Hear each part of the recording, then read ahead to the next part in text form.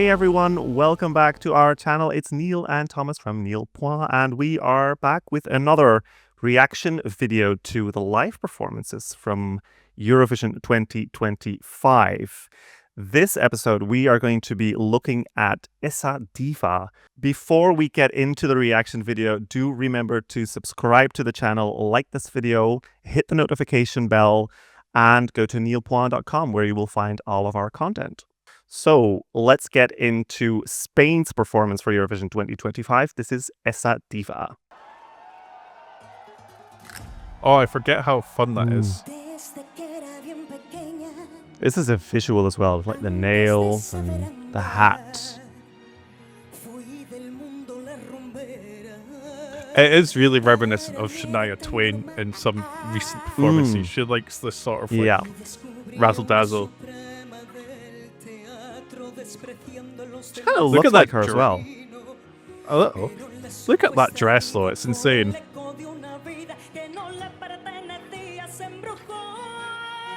Yo, I never forgot that they were under. No, me neither.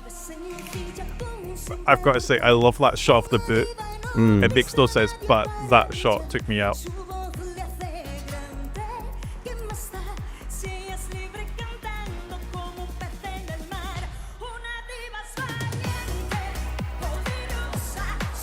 I still sort of feel like that was meant to go smoother than it did with the curtains. Quite possibly. But you know what? It's still fun and camp. Oh yeah. And what are we here for? Fun and camp. Ooh. Dress reveal.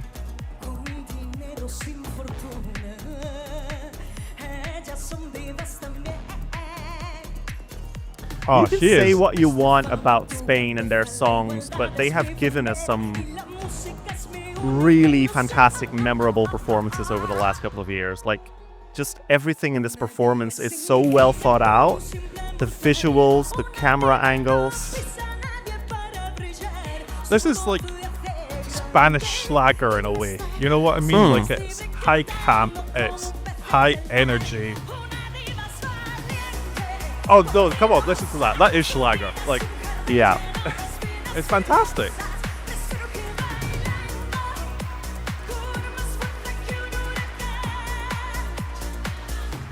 I kind of like that they incorporated the mountain background as well.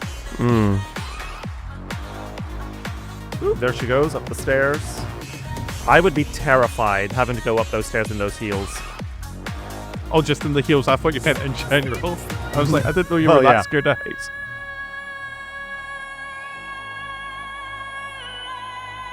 See, I never quite got this graphic because this meant to demonstrate that her voice could like crumble, shatter, like build. I don't know. Maybe.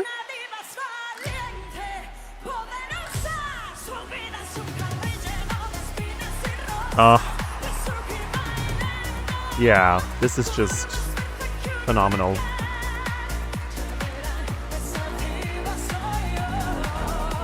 Oh, scary moment.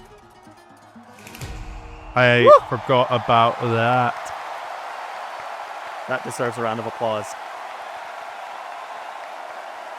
Oh, she does the hair flick thing! Yeah. I didn't see that. Were we too busy talking after the performance that we didn't see that? Or did you notice that the first time around? Didn't notice it. We were either too busy talking, drinking, one of the above. Because we were talking about it like after having seen the performance and obviously missed that bit. We were like, oh, it's kind of sad that she's not doing the hair flick thing. But she did at the end. Do you think that was maybe sort of like stage directors like cutting it out and her being a little cheeky and being like, I'm going to do it anyway at the end? Or maybe it's just sort of random. Sort of like a celebratory thing for her. I don't know. Anyway, oh, Melody. That performance. Where did this come? Because like that, how did that not do it as well as it should? Like, are you looking it up or am I? I'm looking it up. I'm looking it up. Don't worry. Eurovision World, where are you? There you go. Right, let's take a look. 24 out of 26. That's wild. Like, only 10 points from the public, 27 from the juries. It was 6th in the running order, but that shouldn't have too much effect. I don't know. That just seems unrealistic to Maybe it's also me. just the fact that it is sort of schlagery that juries didn't appreciate it. I mean, neither did the televote at the end of the day, but like, because you'd watch this performance and be like, well, that was phenomenal. Great vocals, great staging, great visuals, camera work, fantastic. Crowd loved it.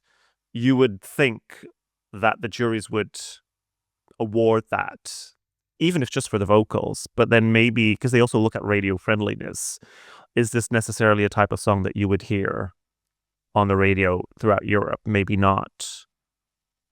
Yeah. So maybe, yeah. I'm just trying to find a reason, but it defies logic. There's no reason to be found. Speaking of schlager, it got 2 points from the Swedish jury. So, they do love a schlager queen. They love a schlager queen.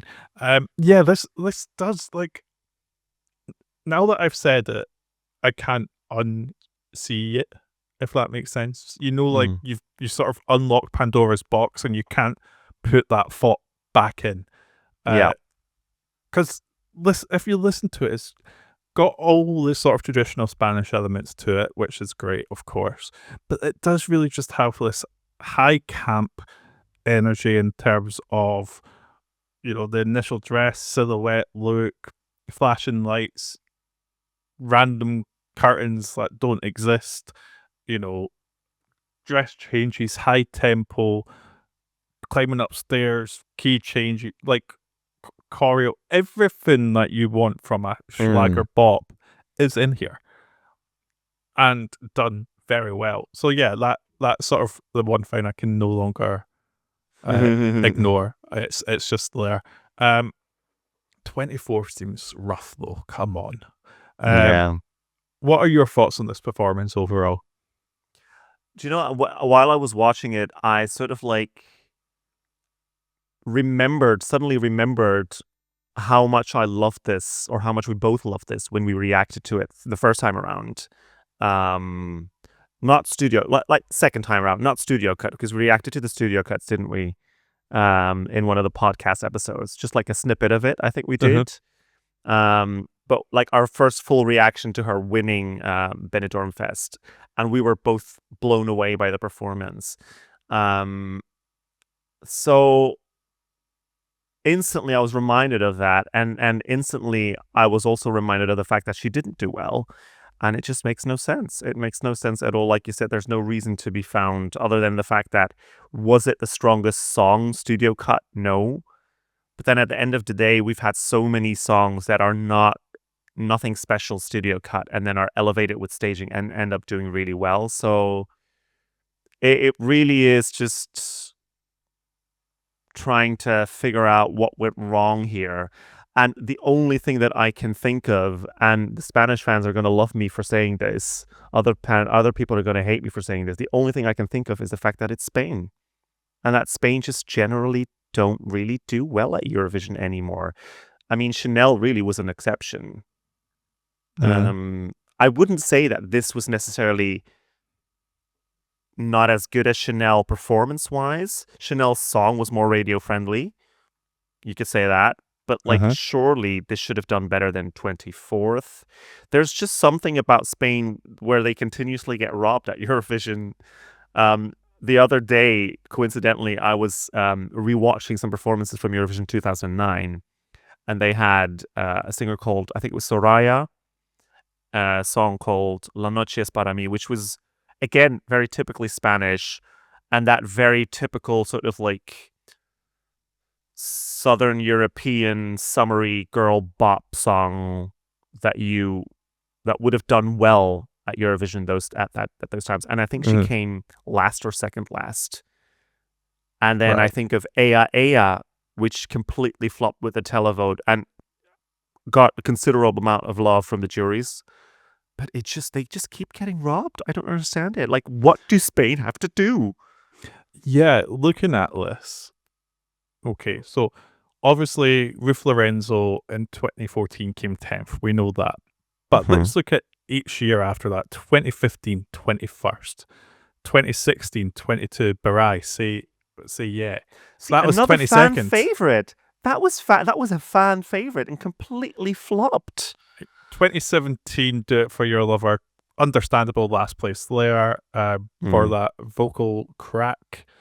Amia and Alfred, 23rd. Miki Lavenda, one of my favorite Spanish entries, 22nd.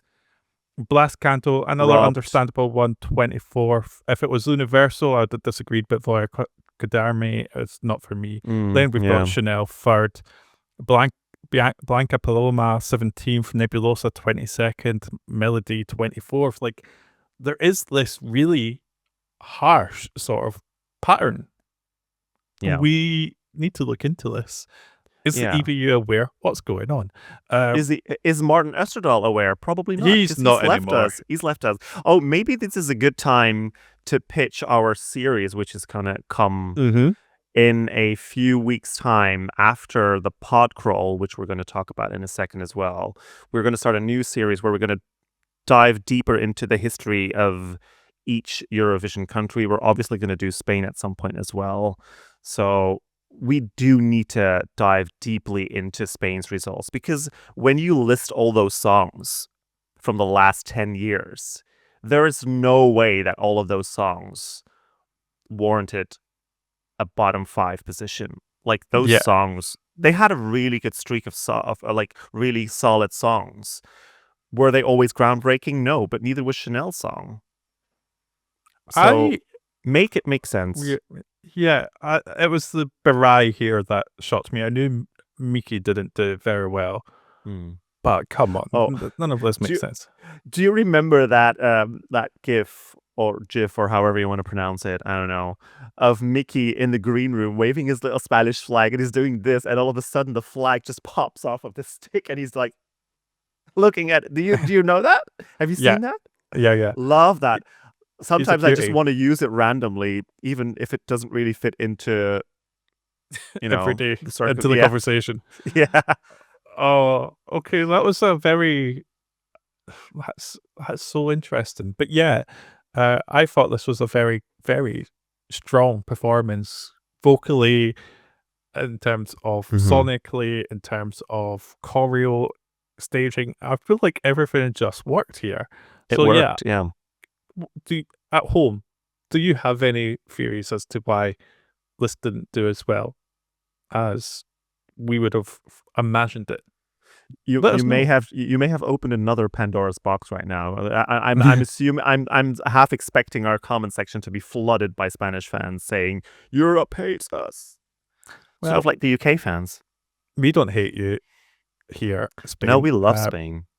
We love Spain. This is a very strange. I just can't stop looking at this board, like this table. It's insanity.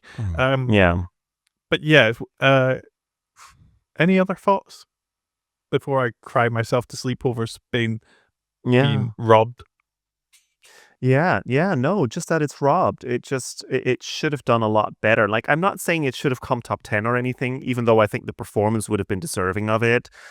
Song-wise, one could argue that it wasn't necessarily a top 10 material, but like 24th is just...